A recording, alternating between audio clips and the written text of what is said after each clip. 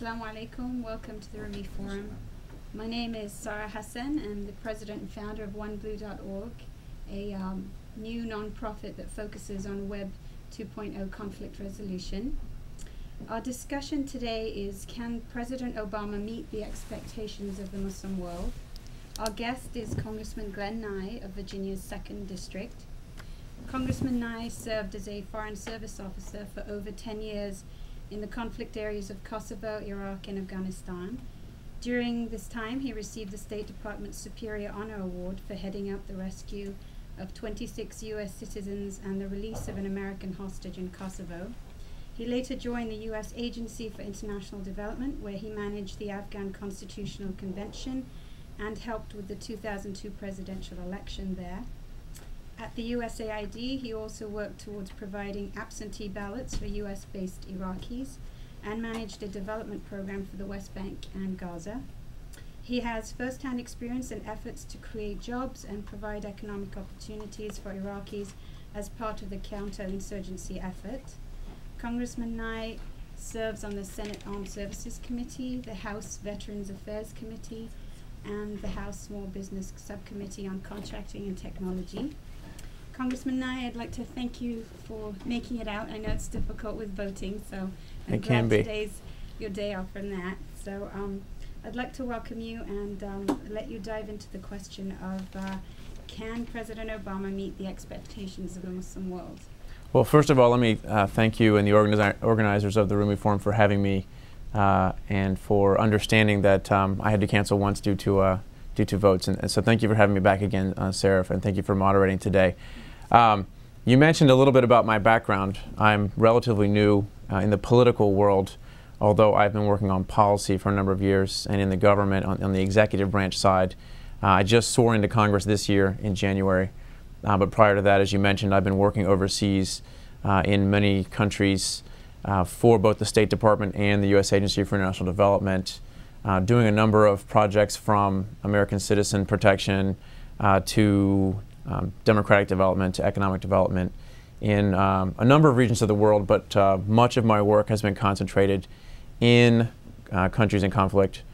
Originally started out working in the Balkans. I spent a little bit of time in Southeast Asia, went from there to Afghanistan, and then from there I went back to the Balkans shortly, spent some time in the Middle East working on the Israeli-Palestinian issues and on some economic development there. And then more recently, I was in Iraq in 2007.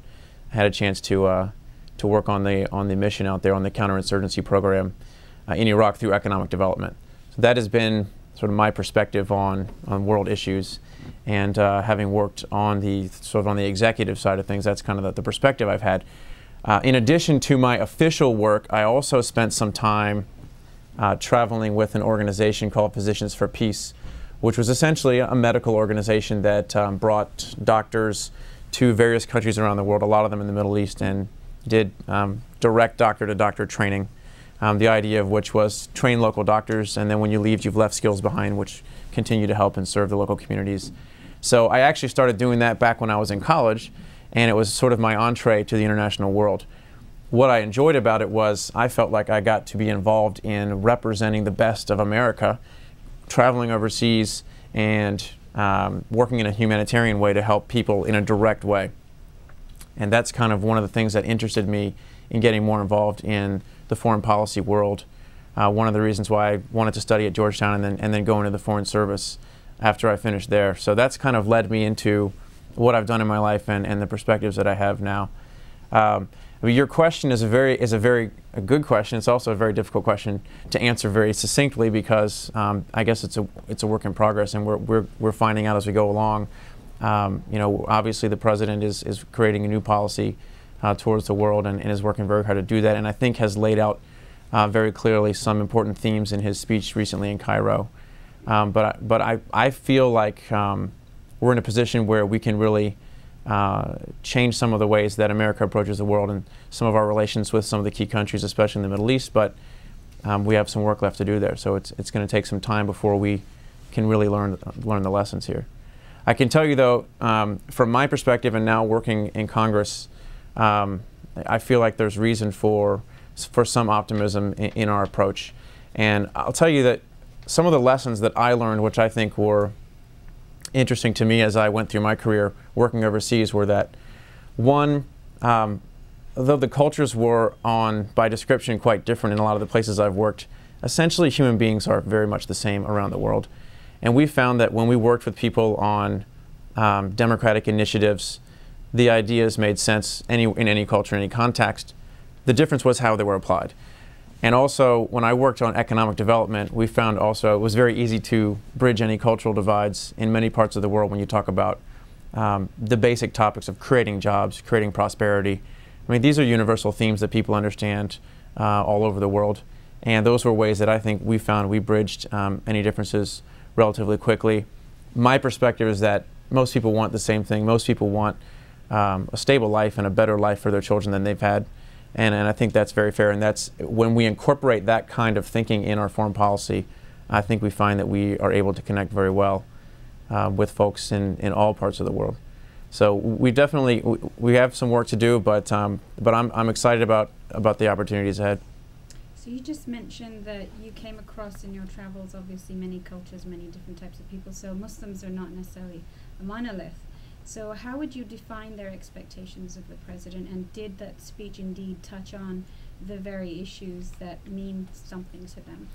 Well, I think the president's speech touched on many of the issues which are key in terms of defining the Muslim world's views of the president. That's difficult for me to say because of my vantage point is obviously something quite different now. But you mentioned a key point which I think is important for people in the United States to understand very well, and that is that the Muslim world is not monolithic and that there are a variety of different cultures within the Muslim world, which stretches thousands of miles and includes millions and millions of people in different countries, different languages, different ethnicities and different cultures. And I've had the opportunity to spend time in Muslim cultures from the Middle East, visiting Turkey, spending some time with Palestinians. I've actually visited Yemen and done on the medical missionary side there through my work in Iraq and Afghanistan. And I can tell you from my perspective, having talked to folks in the Muslim world in many different places, like anyone in the world, they're very focused on the issues which are important to them at home. When I asked in Afghanistan, I asked people, what do you think about what's going on in Israel, and what do you think about the Israeli-Palestinian conflict? And though many of them had comments that they would make about it, at the end of the day they said, that's far away from us. Right now we're focused on stabilizing our country and trying to get things organized in Afghanistan, and that's what's important to us. And I'd asked the same questions about the U.S. role in Iraq and what they thought about that. They always came back to focus on things closer to home.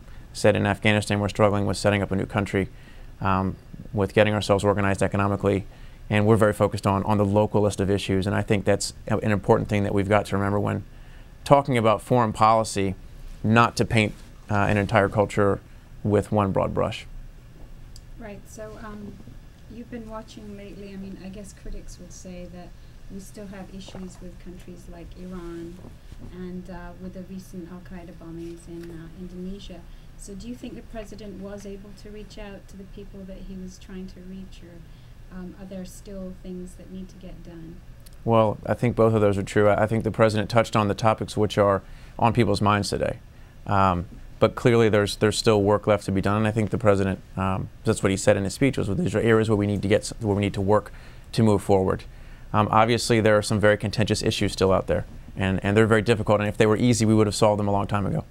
If you look at the Arab-Israeli conflict, for instance, clearly there's difficulty there. I mean, I think the answers can be found, and that's not just me saying that from my perspective as an American, but having spent time talking to Palestinians and talking to Israelis, I believe that the answers are out there and that there is common ground to be found between the two. But just like anything, you can take any political issue and you'll find people on two sides of the issue, and it's hard to necessarily bring them together.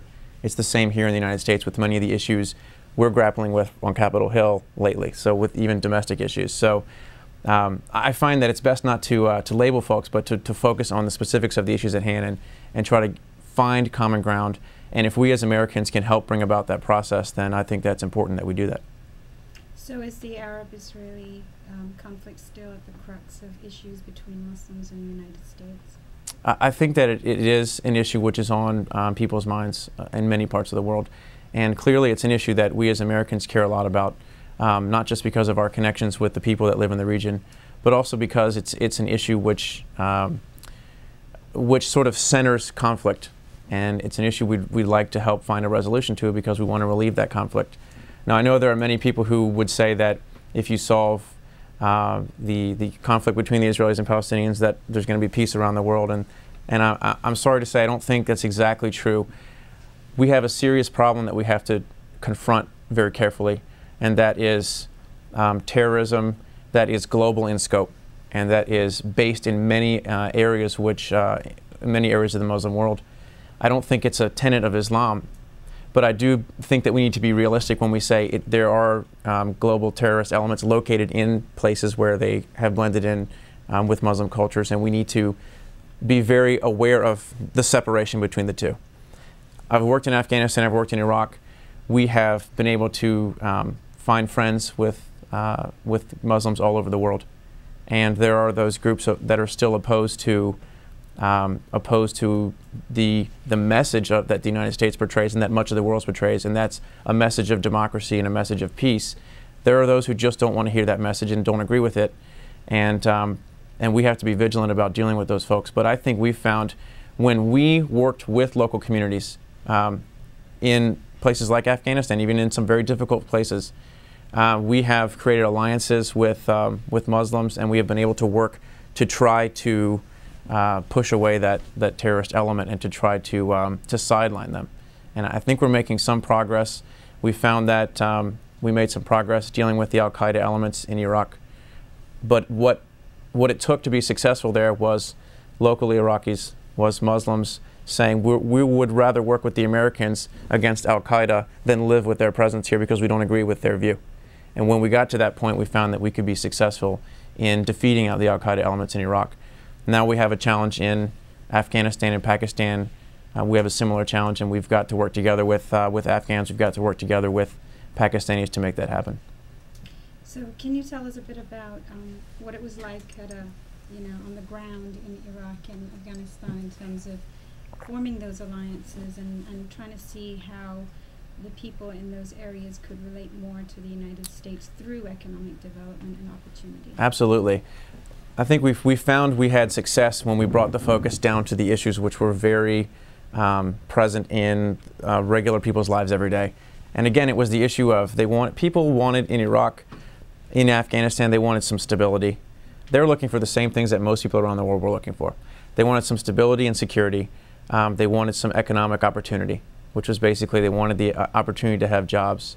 For instance, in Iraq, what we did to try to help the counter-insurgency effort was divide the insurgent elements from the regular population, take away their hiding places, and essentially sideline them so we knew exactly who they were. And the only way we were really successful in doing that is when we as Americans made good connections with the local people. And when they made the decision, for instance, in the Al-Anbar province, when the local Anbari tribe decided that they were tired of the al-Qaeda presence, it was just bringing a lot of violence and it was not generating anything positive in their lives. We offered a hand and said, if you work with us, we'll help you get rid of that element. At the same time, we'll work with you to create jobs in your communities. And we funded a jobs program all over Iraq, but we focused a lot of it in Al-Anbar, which was very basic. Essentially, we hired a large number of people to do manual labor jobs, clean up the streets, to fix and refurbish schools, to fix up local parks. And we did projects that the local mayors said were of importance locally in that community. And at the same time hired people, gave them a job, gave them an income, gave them a sense of pride and an ability to take care of their family. And we found when we did that, the insurgents had a much harder time recruiting because we'd given the regular people another option, and most people wanted to choose the peaceful option in life. And I think we found that model works in other places as well. But you have to be willing to reach out and provide a positive alternative to folks. And I think that's what it's going to take for us to be successful in Afghanistan and Pakistan. It's more difficult there for a number of reasons. The terrain in Afghanistan is difficult. It's more remote. The education is at a different level in Afghanistan. They have less in terms of natural resources. Whereas Iraq has oil and has the ability to pick up the programs that we as Americans started with our money they can now pick those up, the programs, and pay for them themselves. In Afghanistan, it's a little bit more of a challenge. It's going to take a lot of attention. You touched on an important topic of education, because I think that alters people's perceptions of the world. What did you do, and what did you perceive in your trips that kind of delineated between the issues that Afghans face in terms of education and Iraqis? Because I know, having lived in the Middle East, that Iraqis were already very educated people. They stressed on education. Women were educated. That's right. They had a good infrastructure in place. But I'm sure that wasn't the case with Afghanistan, given its history. Definitely during the Cold War as well. There's a lot of destruction there. But right. In countries like Pakistan and Afghanistan, and the madrasas in different areas, I mean, how difficult is it going to be for the president to sort of work on that education element? Because eventually that is, a large part of what it boils down to. No, I think you're right. Let me make a few observations about the challenges in Afghanistan. And you've actually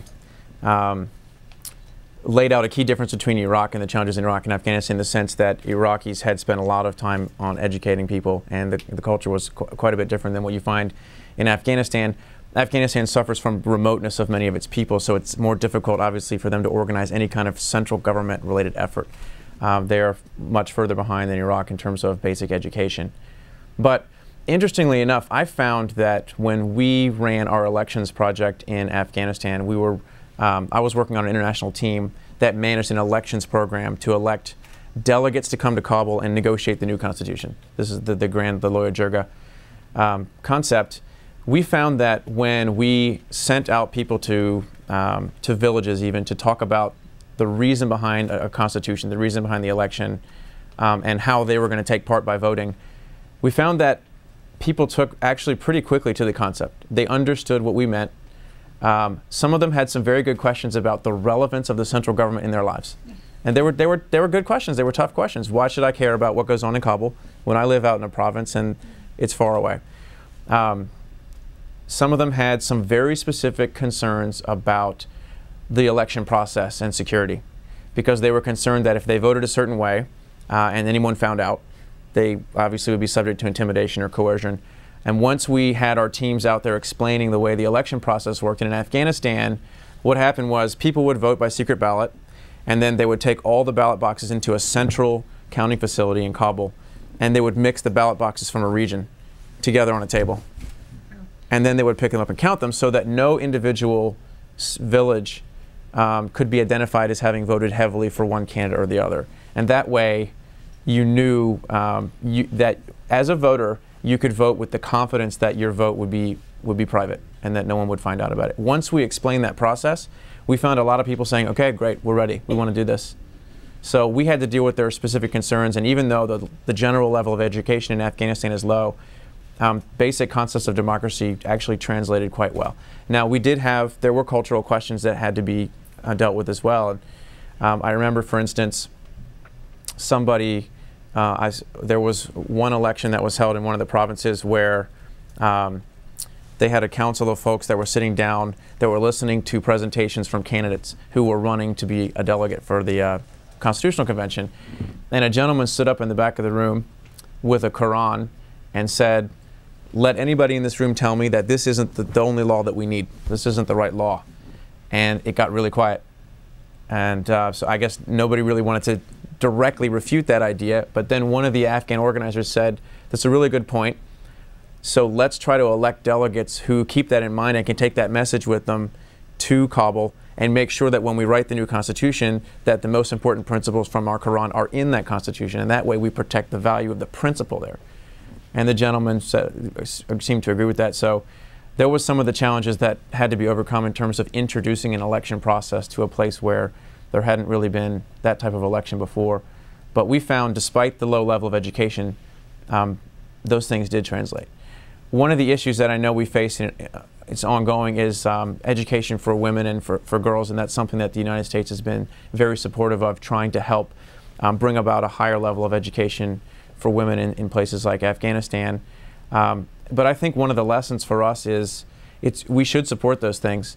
Afghanistan actually had a specified number of slots in their constitutional Loya Jirga for women that were specifically set aside for women delegates.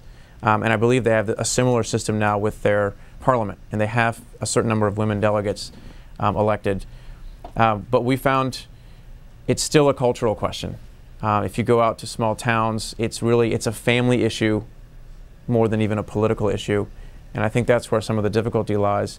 And I think that we as Americans have to understand when we work with other countries that we have to be very respectful of the local culture. And we have to understand that they're going to accept democratic principles in their own way and make them work in the way that works for them.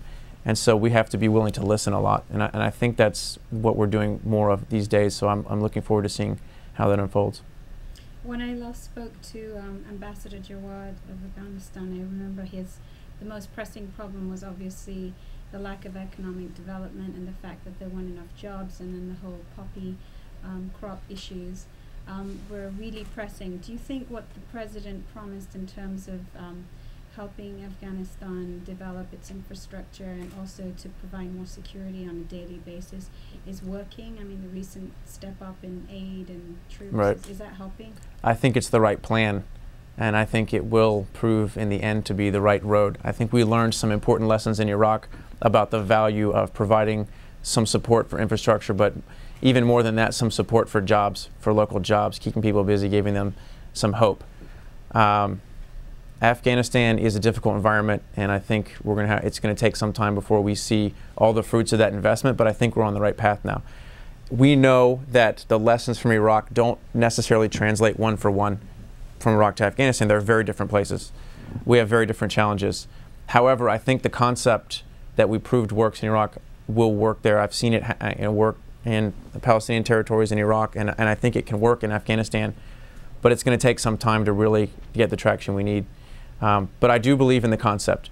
If you invest in local schools, local jobs, when people see a real effect locally, they have some pride and some sense of hope in the future. We tend to find that it's easier to build the relationships that we need to do what we have to do there. To defeat the global terrorist presence in Afghanistan and Pakistan, we have to have the cooperation of the local people. If we have it, it will work. But we've got to get that in place. We can't do it with military force alone. We can't solve that issue. But working together with the local Afghans, working with the Afghan army, which is developing rapidly now, and working on the economic side, I think we're going to see that we'll be able to succeed in our goals there. When we talk about the Muslim world, obviously people focus a lot more on the Middle East. And in terms of the balance of power on the ground in Iraq, did you notice a huge influence of Iran? And obviously now with what's going on between the United States and Iran, do you think that's a huge issue for the president to worry about? I think obviously the actions of the Iranian security forces are of concern. There's no question about that. In Iraq, we know that there are influences coming from Iran in terms of sophisticated weaponry. Obviously that harms our forces, our troops there, and that's something that's of grave concern to me. However, politically speaking, I think that I've found from my experience both in Afghanistan and Iraq, there was a limit past which locals did not want influence from the outside, even from the regional neighbors. We found that, I talked to Shia Iraqis who would say, yes, we feel a kindred to Shia in any part of the world because of religious reasons. However, we're Iraqis, and we support the territorial integrity and sovereignty of Iraq first. And so, though we are willing to reach out to our Iranian neighbors, there's a limit past which we don't want too much influence. I found the same argument from Pashtuns in Afghanistan who said, I understand that I have cousins across the border in Pakistan. However, I'm Afghan, and when it comes to the politics of the state, we want a limit to the influence of any neighbor, because they rightfully have some pride in their national identity, and I think that's important. So I think recognizing that there is a limit to what the locals will endure in terms of pushing from the outside, there are ways for us to work with them. So you saw that nationalism sort of transcended the faith lines, I suppose, in a way. I did see that. In fact, I was quite surprised sometimes by that. But again, I think it comes back to the local issues which are important. And although there is a sense of, I think, of a brotherhood in the faith to a certain level, Iraq and Iran had fought a war in the memories of most of the folks that are still, that are alive now in Iraq, and that's something that's still vivid to them. And so when it comes to political questions, they would stick together. Even with issues when we talked about the internal divisions within Iraq, between the Kurds and between the Sunnis and the Shia, most Iraqis that I talked to would say, yes, but at the end of the day, we want Iraq to be a sovereign country. We want to find a way to get along with our Iraqi brothers and sisters, and we're going to work that out. I'd like to thank you for your discussion, but I'd like to open the floor up also for questions now. Absolutely. So if you'd like to raise your hand, we have somebody with a mic that'll come around. So, Derek, again with the mic, and we'll begin with you.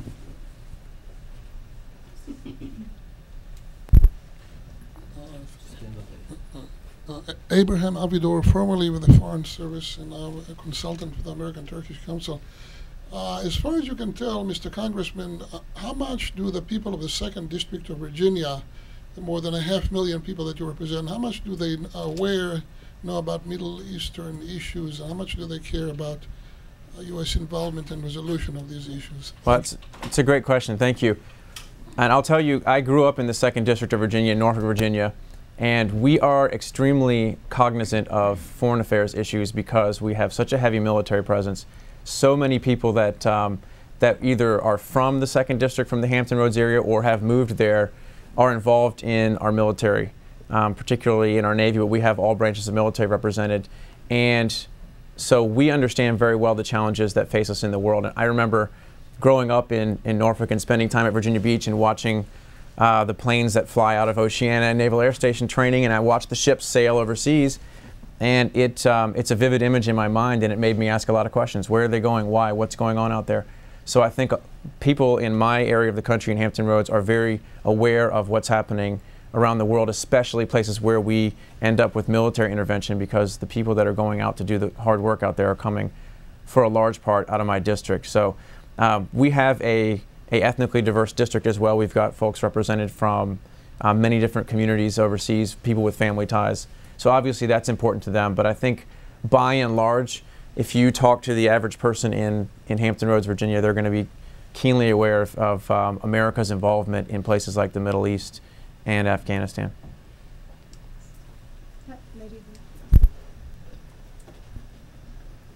Hi, I'm Cynthia Butler. I'm an attorney here, and I work with a conflict resolution organization. And I'm curious as to whether or not you would think that Obama's strategy is actually consonant with his mandate, because it's my understanding that he was pretty much elected to stop the madness, to end the wars, to bring the people home, to not perpetuate the needless mythologies of the paradigm that existed under the Bush administration. And what I've sort of heard you say is that we're still striving under the same paradigm, really, to to create the same success under the same goal models, right? And my question really is, what is he doing new? What is he doing to develop an exit strategy, perhaps? Mm-hmm. Everybody's been, looking at the Afghan mess and going, why are we still doing this? So I guess I would like you to address whether or not you think that Obama is actually meeting his mandate, and whether or not we have an exit strategy, and whether or not we've actually succeeded at all in improving a lot of women who are still being victimized by acid assaults for attending schools, and rapes and pillages, and the same sort of nightmare, which has only been exacerbated by our presence. It's a lot of questions. Good questions. What I think I said was, I believe that our focus on the things that are important in people's everyday life, the basic democracy and basic economic development and job creation, has given us a way to create relationships with the local people in Iraq and now in Afghanistan that have been helpful in terms of meeting the mission goals that we've set out for ourselves. In Iraq, and I was just there in January, things are a lot calmer now, and we are working on a drawdown plan, which I think makes sense. I talked to soldiers on the ground in Iraq that said, in specific areas, yes, we're ready to turn it over to the Iraqi security forces so they can handle it. We're already doing that. So that process is underway. I think in Afghanistan, we have nationally laid out a strategy of confronting a challenge which represents a real threat to the safety and security of America, and that is trying to marginalize the terrorists with global ambitions that have based themselves in the region between Afghanistan and Pakistan. They're there. They have proven the willingness and capability to plan attacks on the United States of America from that area. And I think it's important that we take that away from them, the ability to use that territory to plan those types of attacks on us and on our allies. So I think the mission is still important. I believe that our focus on the day-to-day realities of people's lives, helping them build a democratic system which works for them, helping them with day-to-day development in terms of job creation, will help us create the alliances that we need to marginalize that terrorist threat. Clearly, in the Afghanistan-Pakistan theater, we are very reliant on the Pakistani government and the Pakistani military to help us and to essentially do the work on their side of the border with the same sort of model. We're willing to provide resources to try to help make that work. And I think that we're finding that the scenario is changing. But I want to be very honest when I say there's work left to be done. It's going to be difficult. But I believe that there's an existential threat there, a threat to the United States security, and I think it's a threat we have to take very seriously and a threat that we've got to counter. There's a lady over there.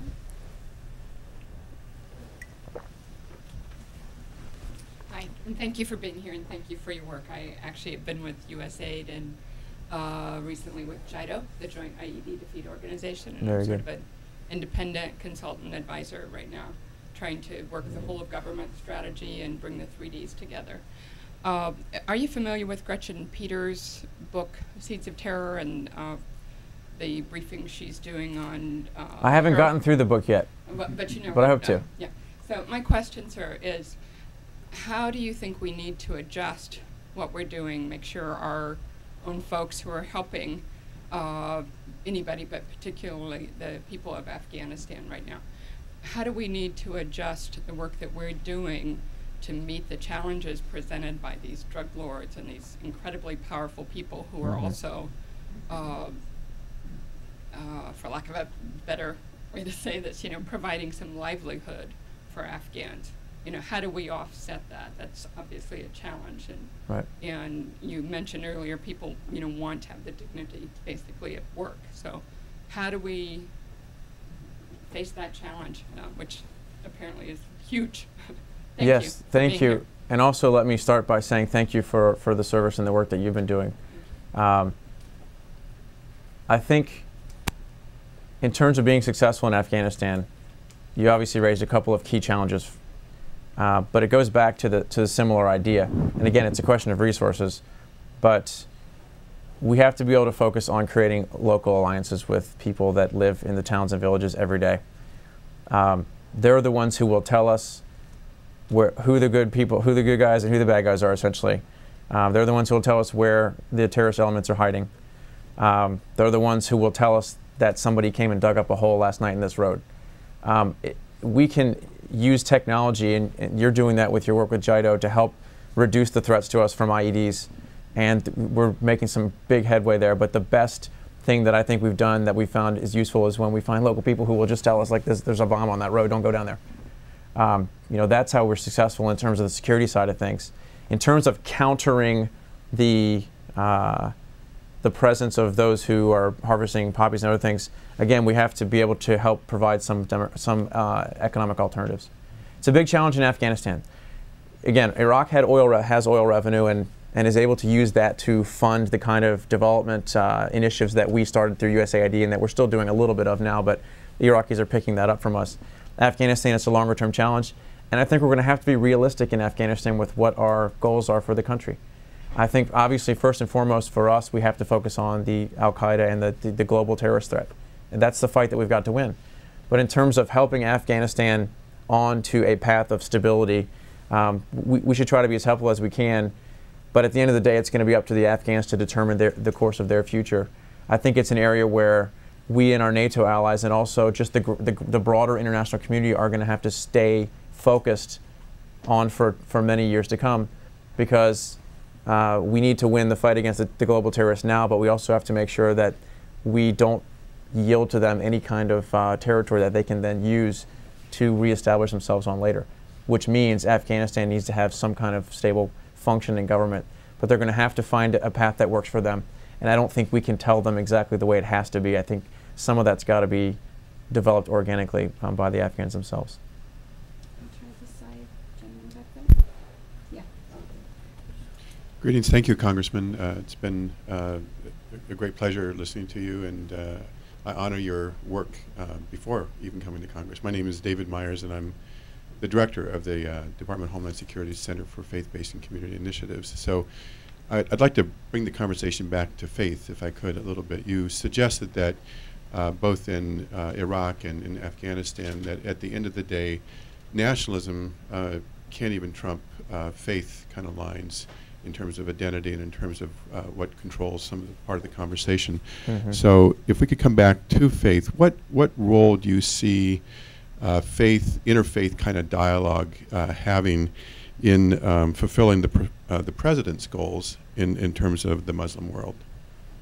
I think interfaith dialogue is important in doing a couple of things, and one of those is breaking down perception myths, breaking down perception barriers.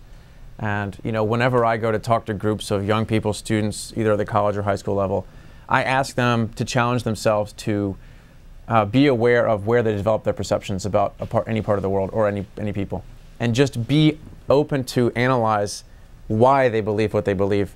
And I traveled to the Middle East when I was in college, and like I think many Americans who on their first trip to the Middle East are struck by how it's different than they imagined.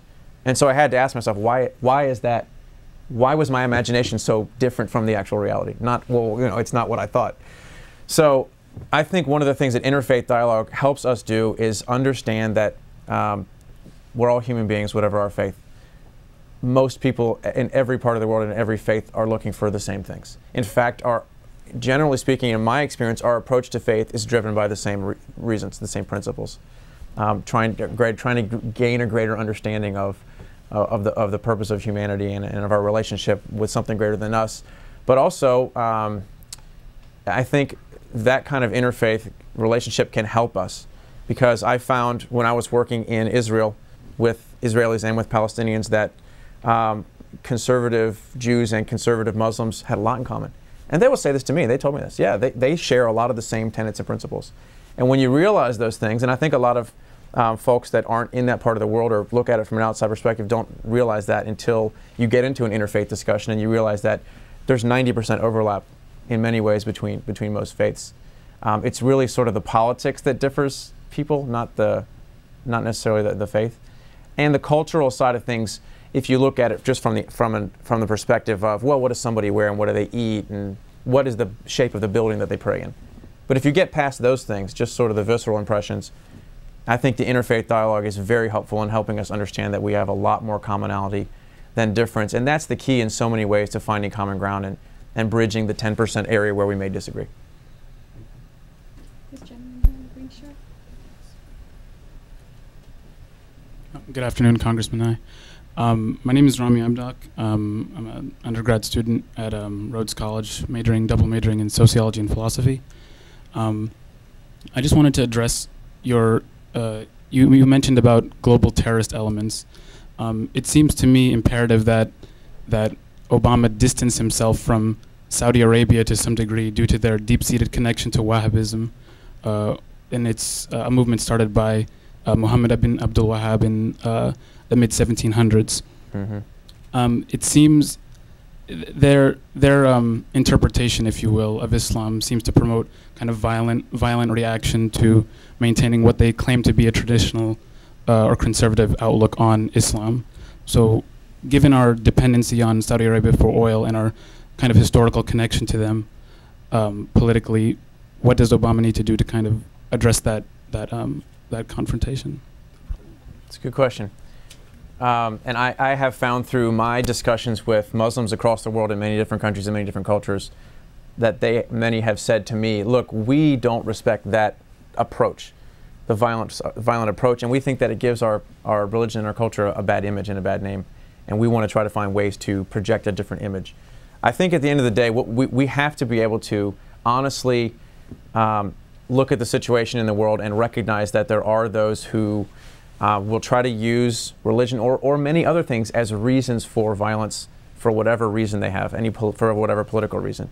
We have to be able to figure out who those groups are and be able to be open and honest about the issues, do what we can to try to stem the tide of funding that finds its way to organizations which are going to use it for violent means, for whatever politics. I think one of the things that will help us do that would be to defeat the Al-Qaeda element that's constantly on the lookout for a new base, and they've been using the Pakistan-Afghanistan territory for some time, and we have to get there, and we've got to neutralize that. But we have to be cognizant of the fact that that won't necessarily be the end of their ambition. There will still be folks who want to do us harm and do our allies and others harm. There will be Muslims who want to do Muslims harm, and they do it every day. And we have to recognize that there are differences between those groups within the Islamic faith. So we've got to be honest about who's doing what, and we've got to focus on our commonalities and finding and essentially setting aside those who are going to use violent means to try to achieve any kind of political end. The gentleman in the red shirt. My name is Samar Chatterjee from SAFE Foundation. Congressman, you have talked about some changes in our approach in Iraq and in Afghanistan. But this lady pointed out that we need an exit strategy in Afghanistan too. The reason is that Iraq got stabilized, which we often don't talk about in America, is because the United States also promised to get out of that place. Because I often describe American presence either in Iraq or in Afghanistan. They're the largest insurgent group. Let's be frank. I mean, among the different insurgents fighting each other and fighting the government, United States Army or the foreign troops are the largest insurgent group. And they need to get out of that place so that the locals can find another equilibrium the way they were living before. And, beg pardon? Could we have the question, please? Yes. I have a comment too. I hope we are allowed to. I just want to give. Okay. So given that situation, I think the United States needs to figure out how it would stop violence too. Because we can't always point finger at others who are causing violence. We're causing too. So how would you address that? I think you made an important point in that we should be working towards creating the elements for peace whenever we can.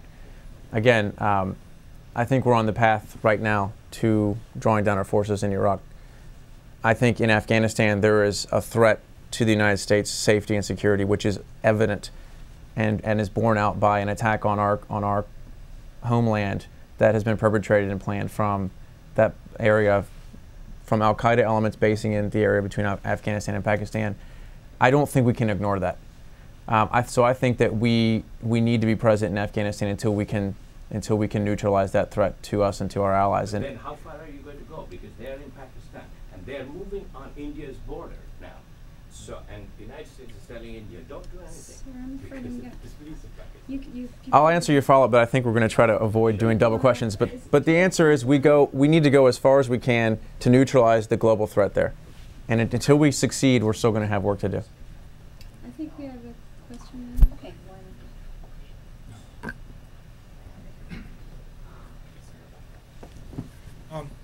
Thank you for coming and talking to us, Congressman. My name is Omar Malik. I have a question. You keep tying the war in Afghanistan to the attacks on the United States. Western oil companies make $2.2 trillion a year. The governments of Iran and Saudi Arabia combined made less than $170 billion last year. And those were fees paid by the oil companies. The people who attacked the United States were nationalist, secular Arabs who were pissed off at that equation. People in Afghanistan and Pakistan who hosted Al-Qaeda were doing it out of Islamist sympathies. And with 15,000 Pakistanis killed in the last 2 years by terrorist attacks by Al-Qaeda, I think you pretty much know where their government's acting towards. So by staying in Afghanistan for the last 7 years, you haven't been able to achieve anything. The government of Afghanistan, Hamid Karzai, is the president of a few neighborhoods. His brother is a drug dealer. The anti-corruption chief of Afghanistan spent 8 years in a U.S. jail for selling heroin. Sir, is this the government that you want to keep on supporting for the next 3 years? Well, I have a throat problem. No problem. Now, you've raised some interesting points. I'll tell you, I think that clearly we've got to be focused in our efforts in Afghanistan on that threat to us, and I think that we're trying to do what we can to resolve that conflict. In terms of the grander notion of monies funneling into Middle Eastern countries that export oil, that some of which ends up funding some of the terrorist elements we're trying to fight, that's one of the reasons why I support broadening our energy policy to include development of alternatives here in the United States, so we reduce our dependence on that importation. So again, and I have admitted it's not easy enough, it's not easy going, it's not an easy question. And that at the end of the day, the Afghans are going to have to make some decisions for themselves about how they want their country to look. But I'm convinced that we have a threat that is based between Afghanistan and Pakistan that we cannot ignore. I think time for one more. All right, I'll take this one. Yes. Ali Aslan, representing Turkish daily Zaman newspaper in Washington. Mr. Congressman, President Obama picked Turkey to be the first Muslim-dominant country to visit after he became the president.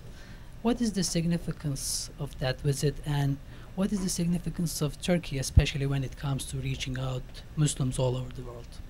It's a great question. I can tell you why I would select Turkey as a place to do a speech like that, because I think Turkey represents a crossroads of cultures, a place that bridges between Europe and Asia, a place with a secular government, a place that has made some progress in dealing with the issues of Islam and democracy and blending them together, and has obviously, I think, set some examples for other members of the Muslim world to look up to. It's not necessarily the perfect example, but nowhere is. But I think it's a great place for that discussion to start and to take place. I think that Turks have a very good perspective on many of the challenges that we've talked about today. Clearly, they play a big role in the region. I mean, I can tell you from my perspective, being in Iraq for a year, obviously, Turkey plays a large role in the outcome of stability in that entire region, and so I think it was an important place to give a speech of that momentous nature. Well, that's good questions, but I'd like to thank you, Congressman Nye, for your time, and I'd also like to thank the Rumi Forum for letting me moderate today. I think Ali would like to come up and. Thank you.